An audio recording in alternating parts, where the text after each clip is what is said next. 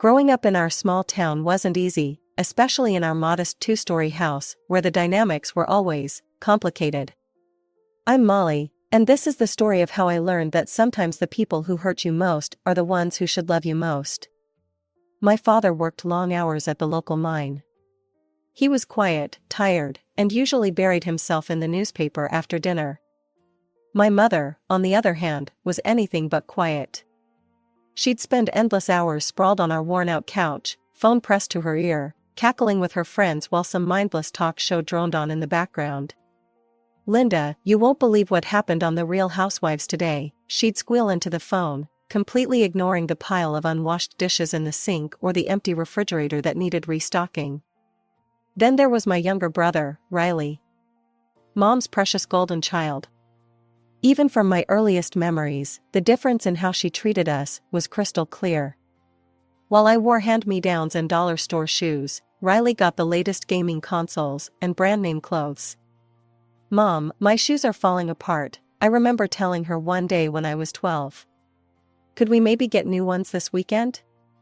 She barely looked up from her phone. "There's no money for shoes right now, Molly.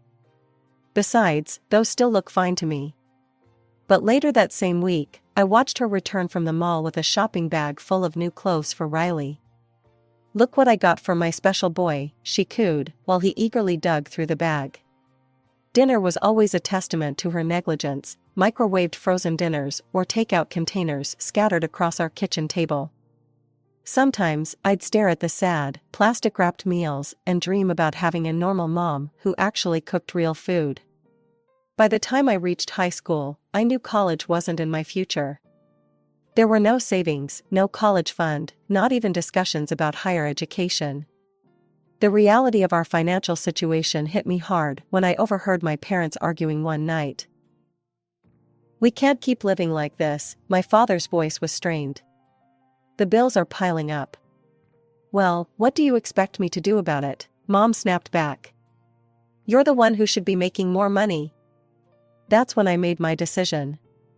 The day I turned 15, I walked into the cafe 3 blocks from our house and asked for a job.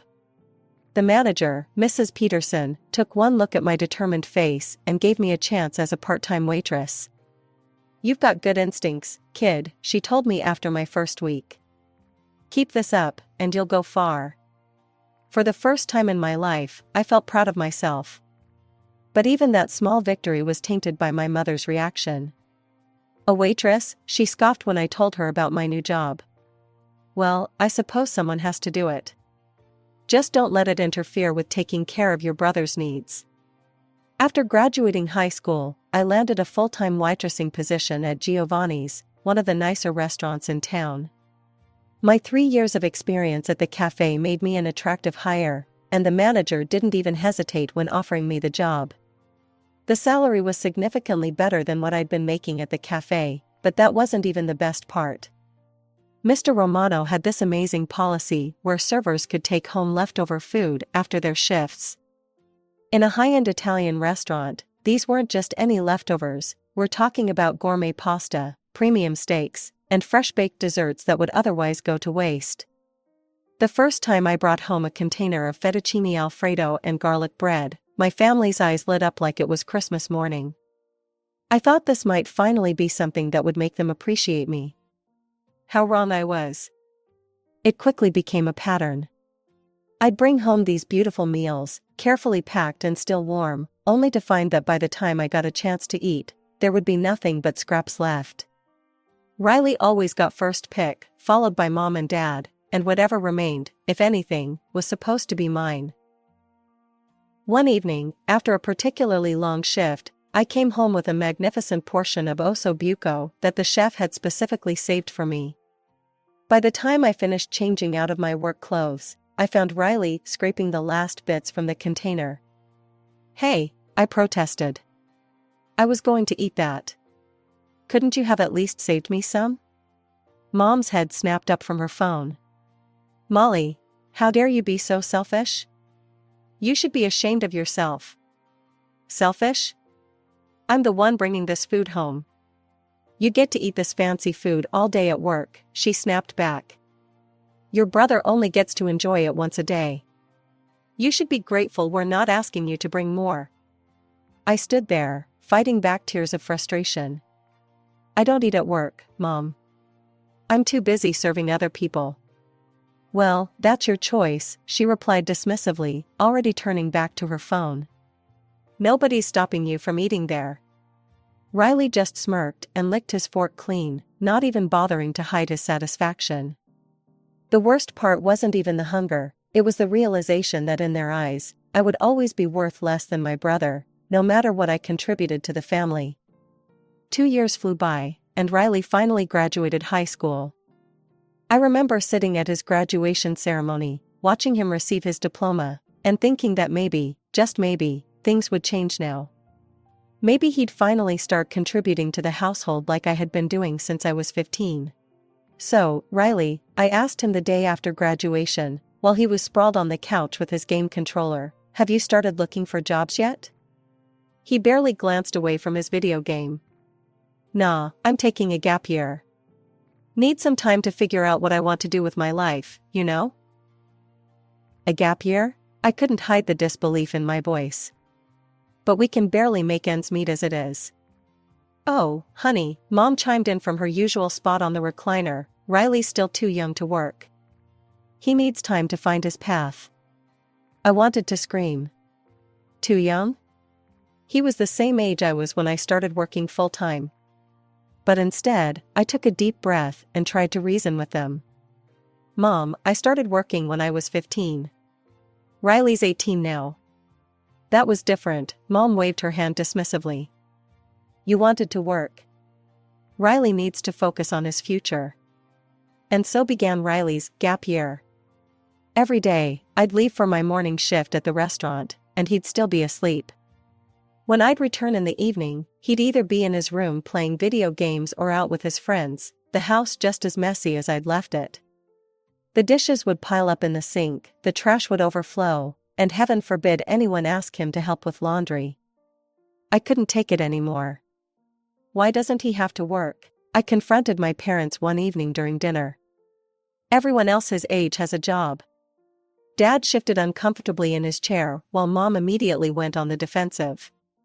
Stop attacking your brother. You don't understand how hard it is for him. The job market is terrible right now, and he's suffering enough without you making him feel worse. I tried a different approach. Look, we actually need delivery drivers at the restaurant. I could put in a good word for him. It's a decent starting salary, plus tips. Riley chose that moment to emerge from his cave, presumably for his evening beer run with friends. A delivery driver? He scoffed, grabbing his keys from the counter. I didn't get straight A's to become some delivery boy, Molly. I know my worth. And what exactly do you think you're worth right now? I muttered under my breath. He paused at the door, turning to face me with that smug expression I'd grown to despise. Unlike some people, I have standards. When I get a job, it'll be something worthy of my abilities. Something with a future. Not everyone wants to be a waitress their whole life. The way he said waitress, like it was something dirty, made my blood boil. But before I could respond, he was gone, the screen door slamming behind him. It was Riley's 19th birthday when I finally understood just how deep my family's favoritism ran. That morning, I was getting ready for work when I heard excited voices from outside. Curious, I looked out my window to see my parents presenting Riley with a car. Yes, a car. It wasn't new, a used Honda Civic with some scratches and dents, but it was still a functioning vehicle. I stood there, frozen, watching Riley jump around like a kid at Christmas while Mom took pictures with her phone. I thought about the bus I'd be catching in 30 minutes, the same bus I'd been taking to work for years, rain or shine. The same bus where I'd often stand for the entire 40-minute ride after a grueling 8-hour shift on my feet. Do you like it, sweetie? Mom's voice drifted up to my window. We know it's not brand new, but it's perfect for getting around town. This is awesome, Riley exclaimed, already sitting in the driver's seat. I can't wait to show the guys. I didn't say anything before leaving for work. What could I say? That I'd been working for years and couldn't afford a car while my unemployed brother just got one handed to him? That I was tired of being treated like a second-class citizen in my own family? But the real surprise came that evening during my shift at Giovanni's. I was serving a table near the window when I saw them walk in, my entire family, dressed in their best clothes, with Riley leading the way like he owned the place. "Molly," Mom waved me over dramatically. "We're here to celebrate Riley's birthday properly." My brother grinned at me. "We want the best table in the banquet hall. My friends Mike and Dave will be here in half an hour. And we want you to be our server," Mom added. "Only you. We don't trust anyone else to make this special evening perfect." I wanted to tell them I already had tables assigned in my section, that the banquet hall was typically reserved in advance, that I couldn't just abandon my other customers. But Mr. Romano overheard and, trying to be helpful, rearranged things to accommodate them. What followed was 3 hours of pure humiliation. I served them course after course, while they made endless jokes at my expense. "Hey, sis, the water's a bit warm. Don't they teach you proper serving temperature in waitress school?" Riley snickered. "Molly, dear, you missed a spot when you wiped the table." "Maybe that's why you're still just a server," Mom chimed in, while his friends laughed. By the time they finished their elaborate meal, complete with expensive wines and multiple courses, I was exhausted and emotionally drained. But the worst was yet to come. As they gathered their coats, Mom pulled me aside with that fake sweet smile I'd grown to dread. "Darling, there's just one tiny thing," she said, lowering her voice. "We're a bit short on cash right now. You'll need to cover the bill. Consider it your gift to your brother for his birthday." I stared at the bill in my hand, $247.83. Nearly half my weekly salary. "You can't be serious," I whispered. "You came here knowing you couldn't pay?" "Don't be dramatic, Molly," she hissed. "It's your brother's birthday. Surely you want to do something nice for him? Besides, you get an employee discount, don't you?" They all stood there, watching me, Riley twirling his new car keys, while Mom gave me that expectant look that said I had no choice. And she was right, I couldn't let them walk out without paying. It would cost me my job. 6 months after Riley's extravagant birthday celebration, my own birthday rolled around. That morning, Mom was unusually chipper. "Don't make any plans for tonight, sweetie," she sang out as I headed to work. "We have a special surprise waiting for you when you get home." For the first time in years, I actually felt hopeful. Maybe they'd finally realized how unfairly they'd been treating me. Maybe they'd finally show me the same kind of appreciation they showed Riley. I spent my entire shift daydreaming about what might be waiting for me, maybe a nice family dinner, perhaps even something special they'd saved up for. I practically rushed home after my shift ended, my heart beating faster as I opened the front door. But what I saw stopped me dead in my tracks. There stood my family, dressed to the nines, Mom in a brand new designer dress that must have cost at least $400, matching shoes that I recognized from the expensive boutique downtown, and Dad and Riley in crisp new suits that definitely weren't from the discount store. "Happy birthday," they chorused, but all I could see was the money they were wearing, my money. "Here's your gift, sis," Riley smirked, tossing a small package at me. With trembling hands, I opened it to find a perfume box. But something was off. The designer name was misspelled, Gucci, instead of Gucci. The label was crooked, clearly stuck on by hand, and when I sprayed a tiny bit, the chemical smell was so overwhelming it made my eyes water. That was the moment something inside me snapped. "Are you kidding me?" My voice started low, but quickly rose to a shout. "Molly," Mom looked shocked. "Don't be ungrateful." "Ungrateful?" I was screaming now, years of pent-up frustration pouring out. "I pay all the bills in this house. I buy the groceries. I give you expensive gifts for every holiday." "Keep your voice down," Dad muttered, but I was beyond stopping. "You bought Riley a car with my money. I'm still paying for his gas, and he won't even give me a ride to work. I've asked him 3 times, and each time he said he was too busy playing video games. Riley shifted uncomfortably. It's not my fault you can't afford your own car. Because I spend all my money on this family. I grabbed at my hair in frustration. And what do I get for my birthday? Fake perfume that smells like paint thinner while you're all standing there in clothes that cost more than I make in 2 weeks. You're being hysterical, Mom snapped. This is no way to act on your birthday. Hysterical? You want to see hysterical? I snatched up the perfume bottle. This isn't even real. You couldn't even be bothered to get me something that wasn't a cheap knockoff. That's enough, Dad's voice boomed. If you're going to act like this, you can just go to your room and stay there. Yes, Mom added, smoothing her expensive dress. Go celebrate alone until you can behave properly and show some gratitude. I turned and walked to my room without another word, but this time was different. This time I wasn't going to cry. This time I was going to plan. Because in that moment, I knew with absolute certainty that I needed to get out of this house. Just a week after my disastrous birthday, Mr. Romano called me into his office. I was nervous at first, wondering if my family's behavior during Riley's birthday dinner had finally caught up with me. Molly, he said, gesturing for me to sit down, I've been watching your work here for a long time. You're reliable, professional, and our customers love you. How would you feel about becoming our new receptionist? The position comes with a significant pay raise, of course. What do you say? I nearly cried right there in his office. Yes, absolutely yes. That very afternoon, during my break, I started searching for apartments. With my new salary, I could finally afford to live on my own. It felt like the universe was finally giving me a chance to escape. By some miracle, I found a small one-bedroom apartment just 3 blocks from the restaurant.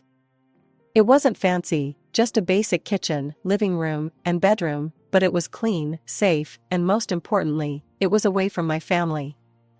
The landlord, Mrs. Chen, took one look at my proof of employment from Giovanni's and approved me on the spot. You seem like a responsible young lady, she said as I signed the lease. When would you like to move in?